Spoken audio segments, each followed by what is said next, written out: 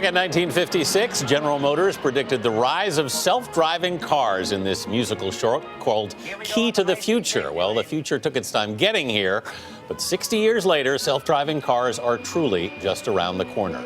And while there's some backlash, in his Time cover story, assistant managing editor Matt Vella predicts they will make the world safer, more livable, and more prosperous. And Matt's here with us. Matt, good morning. Good morning. Let's look at that phrase that we just used to start with: safer, more livable, and more prosperous. How so? That's right.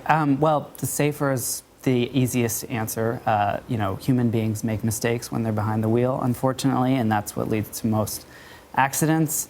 But the other two are a little bit more esoteric, but we're trying to say we're on the verge of a big technological revolution, like the PC, like the internet, and it's going to disrupt a lot that we're used to.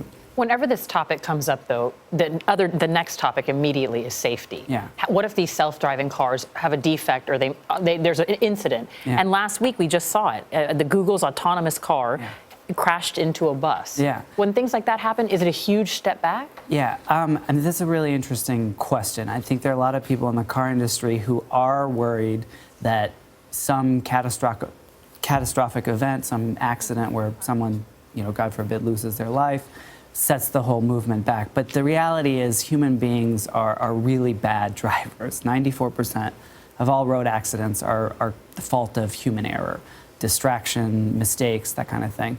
And computers tend not to make those kinds of mistakes. Computers don't get drunk. They don't get tired. They don't, they can't blink. So it's a concern. People are watching it, but it's not a setback.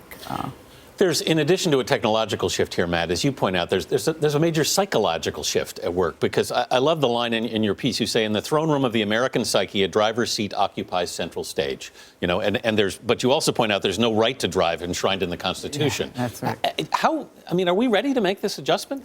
It's interesting. Some revolutions happen overnight, and sometimes the future creeps into the present more slowly. I think the driverless car is an example of the second. Drivers have been losing control over their cars slowly for decades. Traction control, cruise control, stability control, all this technology has slowly been taking our control away from us.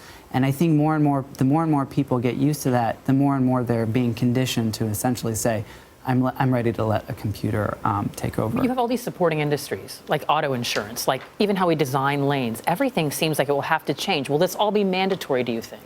I think it's not going to be an overnight mandatory thing. I would say my personal belief is that it should be made mandatory, but I know that's kind of on the edge of things. I think you will see progress move ahead slowly. And eventually, I think, we'll see it. Your article is fascinating. I love that you called it precision ballet. Thank you. Looking forward to the future. Matt Vella, thank you so much.